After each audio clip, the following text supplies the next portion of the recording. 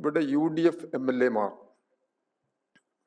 സത്യപ്രതിജ്ഞ ചെയ്തപ്പോൾ, എല്ലാ MLA-മാരും സത്യപ്രതിജ്ഞ ചെയ്തപ്പോൾ വന്ദേ മാതരം ആലപിക്കുന്നതിന് നിർദ്ദേശം നൽകി. വന്ദേ മാതരം ആലപിച്ചു എന്ന് മാത്രമല്ല, അത് പൂർണ്ണമായിട്ടും ആലപിച്ചു.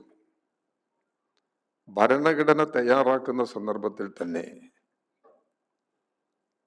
ഇന്ത്യയുടെ ദേശീയ ഗാനം എന്താ? ജനഗണമനയാണ്. വന്ദേ മാതരത്തോടുള്ള സമീപനം വ്യക്തമാക്കിയിട്ടുണ്ട്.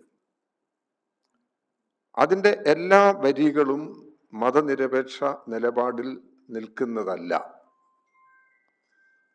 അതിൻ്റെ ആദ്യത്തെ 2 ചരണങ്ങൾ, ആദ്യത്തെ 2 ഖണ്ഡിക ഇന്ത്യയുടെ പൊതു നിലപാട് ഉയർത്തിപ്പിടിക്കുന്നതാണ്. അതിന് അഭിപ്രായ വ്യത്യാസമില്ല. മറ്റു ഭാഗങ്ങൾ മതനിരപേക്ഷ നിലപാടുകൾക്കെതിരായതുകൊണ്ട് അത് ആലപിക്കേണ്ടതില്ല എന്ന് ഇന്ത്യ പൊതുവെ തീരുമാനിച്ചിട്ടുള്ള പ്രശ്നമാണ്. കോൺഗ്രസിന്റെ അഖിലേന്ത്യാ നേതൃത്വവും അഖിലേന്ത്യാ കമ്മിറ്റിയും ഈ നിലപാടിലാണ് നിന്നത്. എന്നാൽ സ്വാതന്ത്ര്യത്തിന്റെ 80ാം വാർഷികത്തിലേക്ക് പ്രവേശിച്ച ഇക്കഴിഞ്ഞ ആഗസ്റ്റ് 15-ന് ഈ വന്ദേ മാതരം AICC ആഫീസിൽ ആലപിച്ചു. ആലപിക്കുന്ന സമയത്ത് അതിനോടുള്ള എതിർപ്പ് ശ്രീമതി സോണിയാഗാന്ധിയും രാഹുൽ ഗാന്ധിയും AICC-യുടെ അധ്യക്ഷൻ മല്ലികാർജുൻ ഖാർഗെയും ആ വേദിയിൽ തന്നെ അതിൻ്റെ അസംതൃപ്തി പ്രകടിപ്പിച്ചത് ചാനലിലൂടെ നമുക്ക് കാണാനായി. എന്തതിൻ്റെ അടിസ്ഥാനം?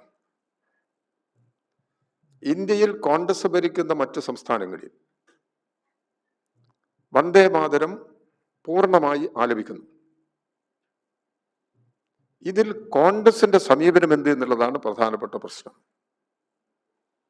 അപ്പൊ BJP-യുടെ അല്ലെങ്കിൽ സംഘപരിവാർ ശക്തികളുടെ ആശയങ്ങൾക്കനുസൃതമായ നിലപാട്, മൃദു ഹിന്ദുത്വ സമീപനം നേരത്തെ തന്നെ ഇവർ സ്വീകരിക്കുന്നു എന്നുള്ളത് നാം ഉയർത്തിയിട്ടുള്ള പ്രധാനപ്പെട്ട വിമർശനമാണ്. ആ വിമർശനം ശരിയാണെന്ന് തെളിയിക്കുന്ന നിലപാടുകളാണ് ഇപ്പോൾ ഈ സംസ്ഥാന ഗവൺമെന്റുകളിലൂടെയെല്ലാം അവർ സ്വീകരിക്കുന്ന സമീപനം എന്നുള്ളതാണ് നമുക്ക് കാണാൻ സാധിക്കുന്നത്. ഇതിനോട് കോൺഗ്രസിന്റെ നിലപാടാണ് വിശദീകരിക്കേണ്ടത്. ഗവൺമെന്റിന്റെ നിലപാട് എന്ത് എന്നുള്ളത് ഇവിടെ സത്യപ്രതിജ്ഞ ചടങ്ങിൽ വ്യക്തമാക്കിയിട്ടുണ്ട്. ആഗസ്റ്റ് 15-ന്റെ ഈ ഗീതം വന്ദേ മാതരം ഇവിടെ പൂർണ്ണമായി കേരളത്തിൽ ആലപിച്ചിട്ടില്ല. അത് അത്രയും നല്ലത്. എന്തുകൊണ്ടാണ് അങ്ങനെ ഒരു നിലപാടിലേക്ക് വന്നത്? ഇവിടെ പ്രതിപക്ഷം ഉയർത്തിയിട്ടുള്ള ശക്തമായ വിമർശനമാണ്, ഇടതുപക്ഷം ഉയർത്തിയിട്ടുള്ള വിമർശനമാണ്, ഭരണമുന്നണിക്കകത്ത് തന്നെയുള്ള ചില വിഭാഗങ്ങൾ നടത്തിയിട്ടുള്ള വിമർശനമാണ്. അതിലേക്ക് എത്തിയത് ഇത് മതനിരപേക്ഷത സംരക്ഷിക്കുന്നതിന്റെ ഒരു പ്രശ്നമാണ്, വർഗീയതക്കെതിരായ സമീപനത്തിന്റെ പ്രശ്നമാണ്. ഈ കാര്യത്തിൽ കോൺഗ്രസ് വെള്ളം ചേർക്കുന്നു ലീഗിന്റെ പിന്തുണയോടെ.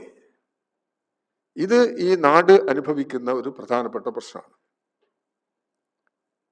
ഇതിന്റെ തുടർച്ചയായി കേരളത്തിൽ രൂപപ്പെട്ടിട്ടുള്ള മറ്റൊരു പ്രശ്നമാണ് വഖഫ് നിയമത്തിന്റെ പ്രശ്നം.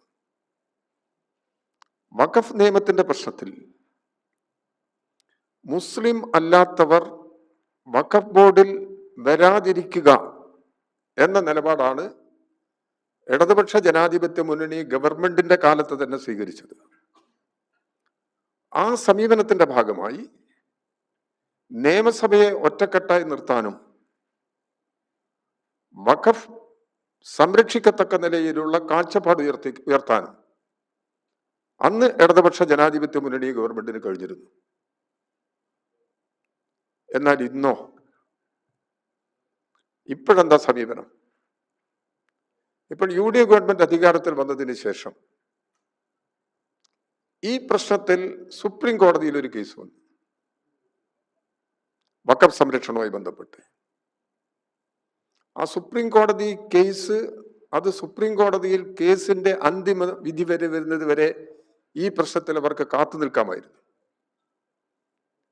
ഇവിടെ ഇപ്പോൾ അവർ സ്വീകരിച്ചിട്ടുള്ള നിലപാട്, ഈ വഖഫിന്റെ സെക്ഷൻ 14 അനുസരിച്ച് 2 അമുസ്ലിമുകളെ കൂടി വഖഫ് ബോർഡിൽ ഉൾപ്പെടുത്താം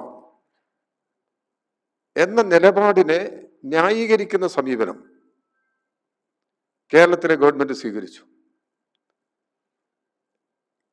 വളരെ പ്രശസ്തനായ ഒരു സീനിയർ അഡ്വക്കേറ്റ് ജഗദീഷ് ഗുപ്ത, അദ്ദേഹത്തെ കൊണ്ട് വാദിച്ചു ഈ 2 പേർക്ക് അംഗീകാരം കൊടുക്കുന്നതിനെ സംബന്ധിച്ച്. കൂട്ടത്തിൽ കേരള ഗവൺമെന്റിന്റെ സ്റ്റാൻഡിംഗ് കൗൺസിൽ അംഗമായ മർസുഖ് ബാഫഖി തങ്ങൾ, അദ്ദേഹം ലീഗിന്റെ പ്രതിനിധിയാണ്. അദ്ദേഹവും ജഗദീഷ് ഗുപ്തയ്ക്ക് സഹായകരമായ നിലപാട് സ്വീകരിക്കാൻ ഉണ്ടായിരുന്നു. ഇത് കേരളത്തിൽ സംഭവിച്ചു. ഇത് അർത്ഥമാക്കുന്നത് എന്താ? കേരളത്തിലെ ഗവൺമെന്റ് ഈ മതനിരപേക്ഷ സമീപനം ഉയർത്തിപ്പിടിക്കുന്നുണ്ടോ, അതോ വർഗീയതയ്ക്ക് അനുകൂലമായ നിലപാട് സ്വീകരിക്കുന്നു? വഖഫ് ഭൂമി സംരക്ഷിക്കുന്നതിന് വഖഫ് സ്വത്ത് സംരക്ഷിക്കുന്നതിന് സഹായകരമായ നിലപാടാണോ ഇവിടെ ഇവർ സ്വീകരിക്കുന്നത് എന്നുള്ള പ്രശ്നം വളരെ ഗൗരവമായി കേരളത്തിന്റെ രാഷ്ട്രീയ അന്തരീക്ഷത്തിൽ ഉയർന്നു വന്നിട്ടുണ്ട്.